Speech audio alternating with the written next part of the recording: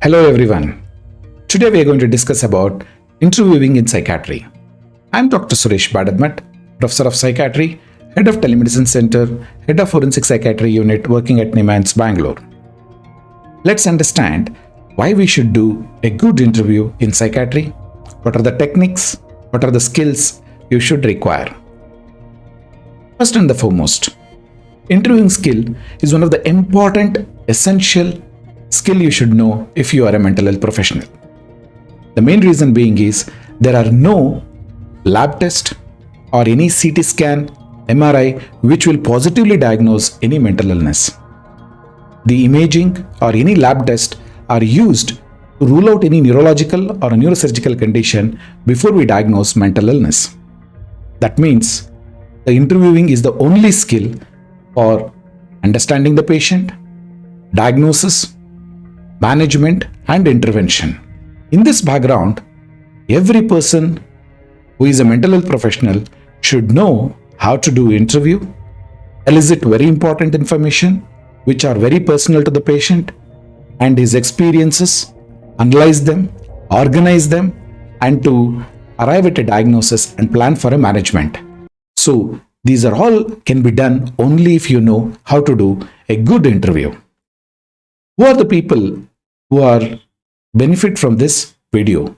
The psychiatrist, the junior residents who are undergoing training in psychiatry like MD, DPM, DNB psychiatry, any registered medical practitioner who want to learn psychiatry, psychologist, social worker, nurses, healthcare workers, rehabilitation workers, and counselors. Whoever is working with mental health professional will benefit from this video. The time required for doing an interview is invariably ranges from 10 to 60 minutes. Range is because it depends upon the purpose of the interview. If it is a diagnostic interview, invariably it will last from 30 to 60 minutes. If there is a therapeutic, that is basically for therapy, invariably it will last from 30 to 60 minutes. And for follow-up, 10 to 15 minutes. Apart from this, the professional skill or the experience of the psychiatrist also matters. If he's an experienced psychiatrist, he can do 20 to 30 minutes, he can finish off the diagnostic interview and also sometimes therapeutic intervention also. That means it is the experience and the professional acumen will decide. And also at the same time, patients and family members' skills to provide information also matters the most. Along with this, illness-related factors such as if a person is having suspiciousness or a paranoid schizophrenia, he may not give any information. Or else a person who is severely depressed may not be able to speak at all. In such a scenario, again the interview will lag behind even in spite of a good, experienced clinician. At the same time, environmental factors in a busy OPD and frequent disturbance also impairs the functioning and also the interview technique. So let's understand the objectives of this video. Basically, to learn interview technique, what are the interview skills, and how to conduct a successful interview. Purpose of the interview. The interview is usually done in mental health is for diagnostic, doing mental status examination, cognitive function, assessment of particular issue. It may be suicide, obsessive compulsive disorder, SLD, that is selective learning deficits, or else forensic assessment, psychoeducation, or psychotherapeutic process. So there are various purposes the interview is done, and the basic techniques remains the same. But however, skills has to be learned if you are doing any type of interview. Logistics of the interview. There should be a secure space where the patient do not drop into your room very often. It should be isolated if possible so that there is no environmental disturbance. And the mental health professional preferably sits near the exit so that by chance, if the patient is violent or suddenly becomes impulsive, the mental health professional should be able to exit from the door. Having the clock behind the patient will avoid embarrassing situation where you will be looking at your watch or the mobile phone for the time. So without the knowledge of the patient, you can see the clock if it is behind the patient. And also, before the interview or the detailed evaluation or as the intervention you are doing, please keep all your stationery ready on your table, such as pen, paper, water, etc. And also, the interview room should have adequate number of chairs. And also, if possible, if your secretary takes all the demographic details, please go through those demographic details before you talk to the patient. What are those interviewing skills you should know and learn? First and the foremost is what are the technique, rapport building, empathizing skills, verbal skills, body language, and also knowing your limitation with regard to interview. You should learn these skills. But however, the empathizing skills, I am making a separate video for the purpose because this is one of the important ingredient of interview. If you ask me, that is the engine of an interview. Without that engine, the vehicle will not go anywhere. That is, the interview will not go anywhere. It will be like a police interrogation. Hence, empathy is an important ingredient of any interview. Let's understand various phases of interview. There are 3 phases of interview: opening phase, middle phase, and closing phase.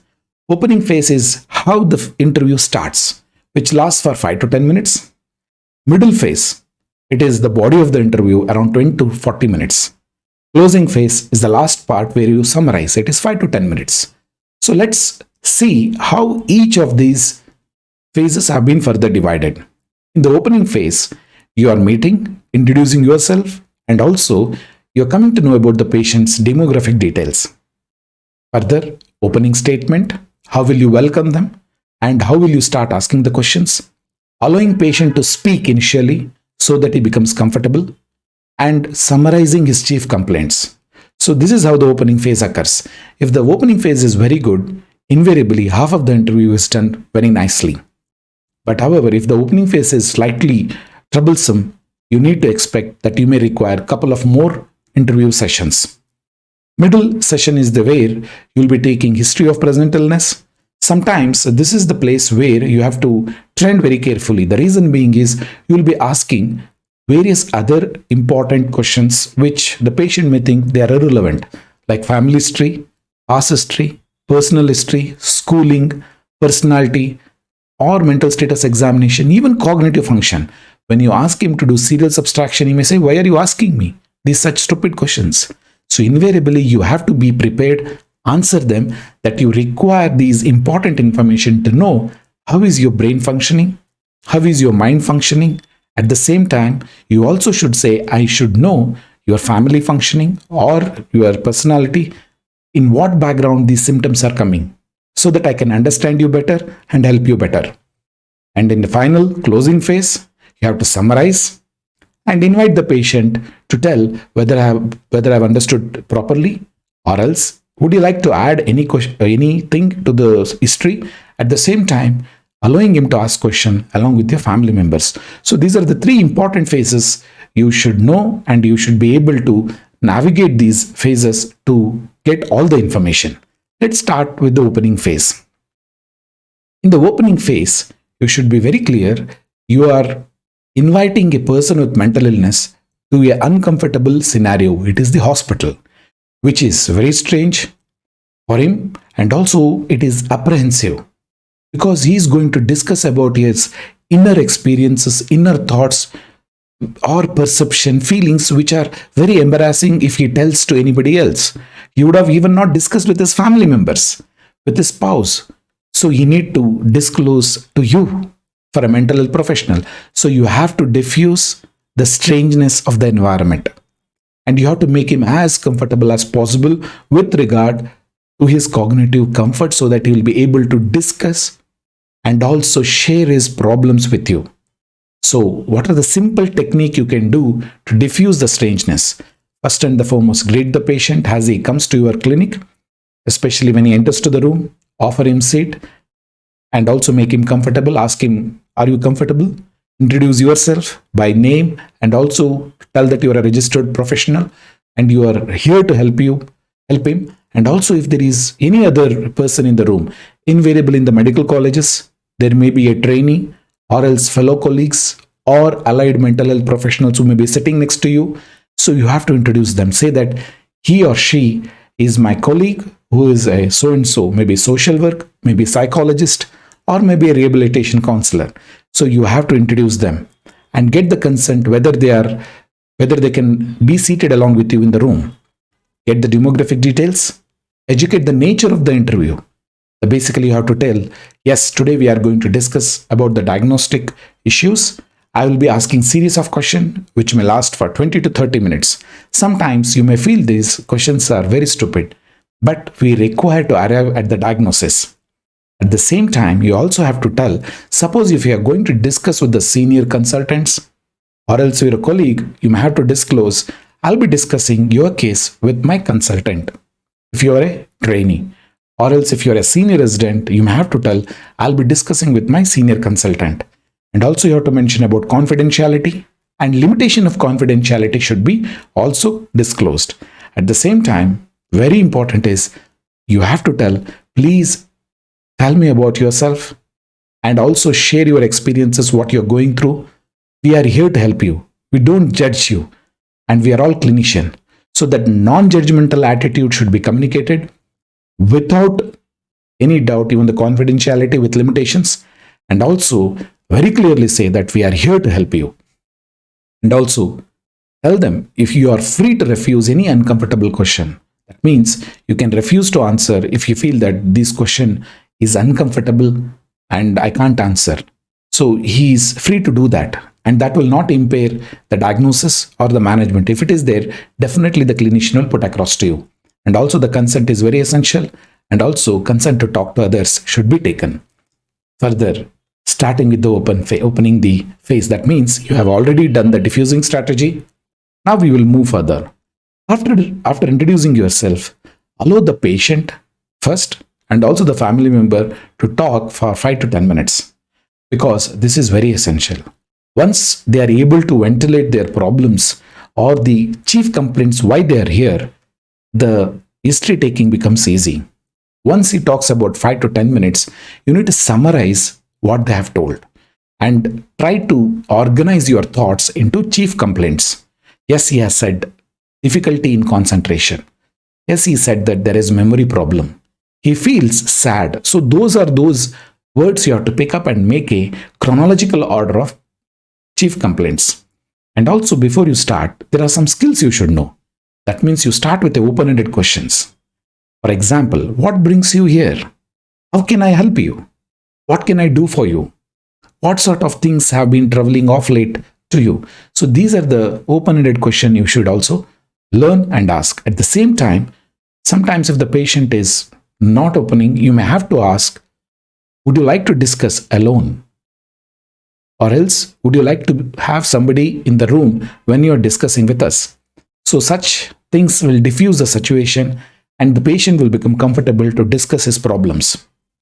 Allowing patient to talk few minutes will help you to get more information throughout the interview. And also with your skills, you should know how to chronologically order the symptoms. And you also say, when he finishes 5 minutes of telling his problem, and when you summarize, ask him, did I miss any of your problem? Would you like to add anything? After this opening phase, you have done the chief complaints and you know what are the duration of each chief complaint. Now you will enter into the middle phase. So opening phase is started very wonderfully. This is the time when you are given most of the time to the patient. That means he will speak about his problem. In the middle phase, you will be inquiring certain important information which may not be relevant to the patient, to the current problem, but you would like to know about his environmental problem, family issues, personal issues, occupational and personality issues. In the middle phase, you need to also inquire about each symptoms chronologically. That basically each symptom you'll say, what is the onset, duration, what are the maintaining factors, aggravating factors, relieving factors, how does he cope with these symptoms, frequency, whether it is increasing, decreasing, what is the nature at present in the past 1 month, and also how is he able to overcome them if at all. And each question should also go with, tell me more about it. Can you explain more about it? That gives an opportunity for the patient to discuss his problems. And also, whenever you are discussing, use a familiar language of the patient if possible. Basically, if you are able to talk to him in his mother tongue, he will be very freely, he will be able to express his feelings, thoughts, his behaviors, and whatever the inner experiences. Sometimes recalling the events will be very difficult. So you should be able to tag certain important life events and ask him, okay, you said 2 years back. Did it start before your birthday? Or else before Christmas, after Christmas? Or else is it before Deepavali? Or else any important event? Is it before the election? So, or was it before the tsunami? So those are the important landmark events which everyone remembers. Try to see whether they can associate their memory with that. So that these kinds of tags will help them to recall the events perfectly. And also, sometimes you should learn to rephrase and ask clarification. This will help you to get information in depth. For example, you said you are having difficulty in concentration. Can you explain more about it? When it happens, how it happens, is it at home, is it at workplace? Or else is it continuous, episodic? Can you explain more about it? So that gives him an ample of opportunity to explain about his symptom. Tell me more about it. If he says, I feel very frustrated regarding my work, you can say, tell me more about it. What happens? Describe the situation, how it evolved. He may say that today I became violent. Then you may say, okay, you are feeling frustrated. Can you describe the situation? What happened and how it evolved to that situation? And sometimes you can ask a particular event. Can you elaborate on this event? Give me examples. If the patient is giving, I'm very irritable. Can you give some examples so that you know what the patient is experiencing and also under what situation it triggers? Sometimes the patient would like to fix onto one symptom and he may not be able to go further. Or else, if the patient is giving elaborate, circumstantial information, you may have to make the transition smooth. It is very essential because well-planned, organized interview, you can navigate easily. Experienced professionals will be able to do that. Hence, you have to take cues and make the transition. Suppose the patient is talking about as facial disfiguration that he feels. That means he feels his face is not appropriate. He looks crooked, his lips are big. Basically, I'm talking about body dysmorphophobia. He is very preoccupied with this symptom. Now, when he is talking about this, when he says, my family do not support me, okay, let me talk about your family. Who are there in your family? Without his knowledge, you shifted from his symptom to family history. Similarly, when he is discussing and you want to know about his work, tell me something about your work. This is happening at your family. Whether even at the workplace also does it happen. So you are smoothly shifted from family to workplace. So that transition you should learn. Otherwise, you will get caught in the event of the patient's preoccupied symptom. That should not understand. You should be understanding. Sometimes you may not be able to transit. In such a scenario, you have to say, let's understand about your past. On what background these symptoms started coming. That is about past history. You may also stop him and say, I'm sorry to interrupt you. I would like to know about your family background, under what background these symptoms started coming up, and I would like to understand how the family can help you. Was there any family's contribution in your symptom? In such a scenario, you can move smoothly. Suppose you want to know about his personality. Okay, I have understood about your symptoms. Can you tell me about yourself? How do you describe yourself? So that is, you're talking about the personality. So transition should be smooth so that he should not feel that you are jumping from one topic to another. So the context should be the patient and his symptom. From the symptom, you will be anchoring and moving to family, moving to his personal problem, that is personal history, moving to his past history, and also premorbid personality. That means under what background these symptoms are arriving. If you are able to connect and tell them, they will be very cooperative because the patient will and the family members will be very impressed. This doctor not only wants to know about my problems, under what context they arised. and is trying to help you comprehensively, they will become very cooperative and the rapport will be built instantaneously.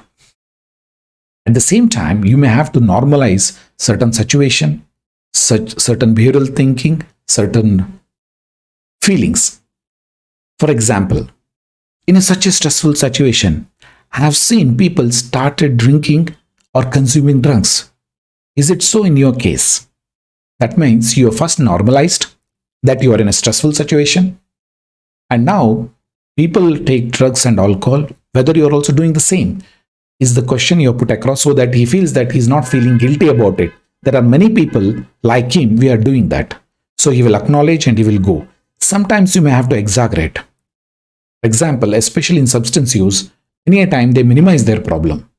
You may have to tell that in such a very difficult scenario, especially severe marital discord, I've seen plenty of men going and having alcohol up to 2 to 3 quarters or 5 quarters sometimes. And he may say, oh, 2 to 3 quarters. Oh, I also have taken 5 quarters. He may come up and say, suppose if you directly ask, do you take alcohol? He may say once in a while, maybe half quarter. He will minimize the problem. Hence, normalizing the situation will help you to get the right answer. Sometimes you may also have to say, in my practice, I have encountered people under depressed state. They think of hurting themselves. For example, they want to commit suicide. So, do you have these kinds of thoughts? Again, here, you are normalizing the situation, telling that I very oftenly see these situations. And you are not the first person here who is talking about his depressed situation and thinking of killing himself. So that normalizing is very essential so that the patient do not feel uncomfortable about his feelings, thoughts. How will I be judged by the psychiatrist or the mental health professional? So that normalizing play a very important role in making patient comfortable and describing. Sometimes you may also say, especially in agoraphobia or panic disorder, you may have to say like this. I've seen people in extreme anxiety, they don't go out of the house at all. They feel that they are going to die when they move out of the house. The patient will be very happy to say, yes, sir, the same thing happens with me. I can't go out. If I step outside, I feel that my heart will burst and I will die instantaneously. Agoraphobia can be diagnosed. At the same time, please do remember, avoid normalizing illegal activities, illegal behavior. If the patient says, whenever I get tensed, I go and beat up my wife or children, don't normalize those kind of things. Now, normalizing the symptom is fine, but not illegal activities. Empathy. This is which I discussed earlier. Empathy is the ability to sense other people's emotion, coupled with ability to imagine what someone else might be thinking or feeling in that situation. Basically, it is the ability to stand in someone else's shoes. That is empathy. It is not sympathy. Empathy. Ability to understand his thinking, his behavior, his emotions. Keep putting yourself in his position or is in his place. That is empathy. I have made a separate video regarding this. Please do visit my channel and see about empathy, how to develop empathy, what are the different types of empathy, and empathizing skills you should learn. So this is about empathy. Now, in the middle phase of the interview, once you have talked about the chief complaints, you will ask about the associated symptoms of the depression. Suppose the patient has talked about depression. Now you will ask whether he had psychomotor retardation, whether he has depressed feelings or else delusions, or you may ask about the issue of whether he wants to kill himself. So those are the things, associated symptom with that syndrome you are going to ask. Every time, do not forget to empathize. So empathizing skill, whenever the patient talks about a difficult scenario or a situation, or else he may verbalize his emotion. During that period, this is an opportunity, a window of opportunity to know about his emotions. Empathizing is all about understanding about his emotion and also feeling his emotion. What he went through when he felt that when he was fired from the job. That is what is empathizing. Appropriate body language is very essential. The patient is talking about his depressed affect. He is talking about his loss of job. You should not be smiling at him. you should be having appropriate body language. And by chance, if you are making notes, please do explain the patient. When I'm talking to you, is it okay to make notes so that I don't forget? Many of the patients say, yes, doctor, please go ahead. Many of them may object, sir. They may say, sir, I may not be able to communicate my thoughts if you are not looking at me. So sometimes you may have to do pedigree charting so that they are able to tell father, mother, brothers, and sibs, they are able to tell. So such time you may have to explain them. I'll be looking down and making notes. With the middle phase, you'll move into the closing phase. This is very essential so that you have completed the whole interview in a right manner. First and the foremost, in the closing, you need to ask about biological function, social function, and occupational function. And once you got this, if possible, ask about a one routine day in the past 1 month. How is it doing? And also summarize the symptoms. You have to say like this. Okay, Mr. So-and-so, in this past 35 minutes, I have learned about your problems A, B, C, D. And these are there since so many days. And this one is the symptom which is severely bothering you. Because of the symptoms, you are not able to go to work. You are so severe, you are thinking of killing yourself or committing suicide. Did I understand right? Would you like to add anything? Did I miss anything? So that gives an opportunity to explain or to clarify the symptoms. At the same time, you can invite him. Do you have any questions? In the past 35 minutes or 40 minutes, I was asking various questions. Do you have any questions? So that summarizes and closing the phase of the interview is very essential. At the same time, I talked about various verbal communication skills like open-ended questions. In psychiatric interview, especially in diagnostic interview, and you want to probe about their emotions and also their thoughts, their behavior, you need to learn about asking open-ended questions. For example, these are the open-ended questions. How can I help you? Tell me more about it. Please explain that symptom. How does this problem make you feel? This is a window to move into his feelings. What makes this problem so difficult to deal? What positive changes would you like to see when everything changes in your life? In general, how would you describe yourself, your life, your job, your married life? This open-ended questions throws a buffet of thoughts, emotions, so that he can describe about himself. So open-ended question should be the first tool to move forward. At the same time, sometimes you require closed-ended questions, especially when you are having a less time and you would like to, especially in the follow-up, or else in certain times you would like to clarify a diagnosis. That time you may have to be very specific. Avoid using closed-ended questions in forensic setting. This should be used very, very carefully when you are doing this, because this may lead the patient answering and you may have a wrong diagnosis. Closed-ended questions, if you use tactfully, you can arrive at a diagnosis. If you misuse the closed-ended question, you will have a wrong diagnosis. For example, these are the closed-ended questions. Do you get good sleep last night? Did you get irritable yesterday? How are you today? Did you had your breakfast? Did you fight with your parents today? Do you know about your depression? Do you feel anxious now? Do you hear voices? Do you feel fearful? So these are the answers, whether you will say yes or no. The answer will be monosyllabus. Sometime you may have to combine both closed-ended question and go for the open-ended questions. That means you'll start with, do you feel anxious? If he says yes, can you tell me more about it? That means you started with the closed-ended question and then you're moving into open-ended question. So this is basically when the patient is not cooperative or the patient is not able to verbalize his feelings, that moment you will use this. Hence, the closed-ended question should be used very tactfully. At the same time, non-verbal communication plays a very important role. Many a time in various medical colleges and also psychiatric institutions, they do not teach about non-verbal communication. Non-verbal communication is very essential because many of the researchers, especially behavioral scientists, say that the 10% is the only thing which is communicated by verbally. Remaining 90% is non-verbal communication.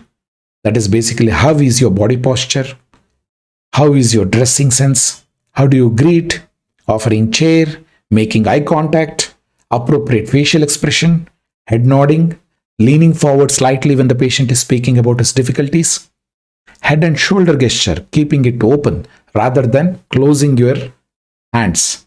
So all these non-verbal skills makes a lot of difference when the patient is talking to you. This non-verbal skills is 90% what I'm telling you. This is by the behavioral research what they have said. And also the way you speak, the tone and tempo of your speech also matters the most. That's the body posture, how whether you're confident, calm, composed, and also the way you sit in front of the patient. How is you are using your space, the way I'm communicating, how much space I'm using, making notes during the interview, taking calls during the interview. When you're talking to the patient, if there is a phone call, do you distract or do you apologize for having the call, or you have to take this call? How do you express to the patient? Tone and tempo of the speech, your reaction to the patient's history or feelings or behavior. You should not say, wow, or else say, how can you do this? Do not show your reactions exaggerated. Don't do that. And also you should have undivided attention, and non-judgmental posture is very, very essential in non-verbal skills. My dear friends, it is what you speak is very essential than how you speak. The way your body's posture, the way you speak matters the most. And coming back to the last point, challenges in the interview. If the patient is over talkative, circumstantial, there are too many family members with the patient and they are giving irrelevant answers, and many a time there is a disagreement, and when the patient is talking, the family members start fighting with each other. So those are the situation you should be able to tell the family members, couple of them, to go out and you talk to them individually. And in such a scenario, use closed-ended questions, and you should be very experienced to deal such situation. Sometimes you may have to ask MCQ. MCQ kind of question, that is multiple choice question. How do you feel? Are you depressed? Are you irritable? Are you anxious? So those kinds of, you have to give the options. And also you should know art of gentle interruption. If the patient is going on and on, you may have to say, I'm sorry, I need to interrupt you. I need to cover a lot of questions in the next 20 minutes or 30 minutes or in 15 minutes to diagnose you so that I can help you. And these gentle interruption is very essential, or else you should learn to do the smooth transition. And they are all essential for diagnosis. That has to be clearly said. And at the same time, you also have to say, we have less time to cover now. If the patient is very difficult, paranoid, aggressive, non-cooperative, you may have to stop the interview. Or else you may have to give a different time, telling that today I think you are very disturbed, or today is not the right time to discuss about your problems. Can we have a different session? Can we have a different time for discussion about this problem? Or it may not go as planned, and you may get urgent call from the emergency, or there may be two interruptions because of the various other responsibility you are having at the hospital. With this, now I come to the last part of it, important tips. Remember, non-verbal skills, please do focus on it. First and the foremost, not the verbal. Focus on your non-verbal skills. The body posture, the way you sit, the way you dress, the way you smile, the way you greet the patient. That's very essential, non-verbal skill, and the tone and tempo of your voice. Please focus on that. The third will be what you ask. So first is how you ask, what you ask. That is the second one. Now coming to the important points to remember, don't give up. When building rapport with the patient, you do not have only one chance. You may get multiple chances. Today the patient has come. You may not be able to build a rapport. Subsequently, when you call him for the follow-up, make sure and talk to the same patient. The patient may be a difficult one. He is difficult because he has psychiatric problems. He is not only have problem with you, he may have problem with his various family members. to understand his resistance, to understand his behavior, to understand his emotions towards you will matter the most, because that's where the diagnosis lies. And not every interaction may be perfect. Sometimes the patient may have his own problems on that day. Not only that, you are also a human being. You may have a bad day. On that day, you may be very irritable by yourself. Hence, if you are going through those things, you need to talk to your senior colleague. And let me tell you, this interview is a communication between two people. So, anything can go wrong. And please remember, you may be an experienced clinician or a psychiatrist or a mental health professional. Be realistic with your expectation and the patient. Get to be motivated. Create small changes in your behavior, the way you talk, the way you speak, and also the non-verbal body language is very essential. And communication is not always with words. Please remember that. It is the way our body behaves in front of them. Be comfortable with the silence. When the patient starts crying, you be silent. Don't become uncomfortable. The patient is crying. Don't cry. All those things, don't do that. This is an opportunity. The patient is ventilating his emotion. And this is the only opportunity he may have or she may have. Allow them to ventilate. And please do keep a tissue paper. Offer them the tissue paper if the patient is crying. Don't say, don't cry. Don't do that. Allow to express emotion. Then only you'll be able to get the whole lot of information. If you're finding a particular patient especially difficult to speak with, simply being there, sharing a meaningful eye contact can make a difference to the patient. I've seen many patients, sometimes in irritable mood, they start shouting at you. It's at the verbal level, no problem. Just standing there and making eye contact without making smiling face, being there matters the most. Because in one of the patient who was planning to commit suicide, being there aborted the attempt. Hence, being there matters the most when the patient is expressing their emotion. If the patient is expressing their emotion, it may be depression, it may be irritability, it may be anger. Just being there, not doing anything matters the most. If you believe that the patient is going to become physically violent, please make arrangements to move away from that place and seek for help. To conclude, my dear friends, you have to learn by doing it. Focus on non-verbal skills. Focus on your tone and the tempo of your voice. And each skills need to be learned. More than what you speak, how you speak matters most. And whenever you are doing interview, ask feedback from your seniors. And avoid taking easy case. If you are in the second year or third year, take up difficult case. Instead of seeing 5 straightforward cases, take up challenging, difficult cases, difficult family members of patients who are very litigious. Talk to them and see how you can deal with them. If you learn this during your medical training, you will deal very well in the private setting. If you don't learn now, you'll be learning through rough time. That is when you are alone. When you are in the medical college, please take up those cases. Ask your seniors, colleagues, can I have this difficult case? Because I want to learn the skill to tackle these difficult patients. If you do that, you'll learn the skills. Thank you very much for giving your valuable time. Stay safe.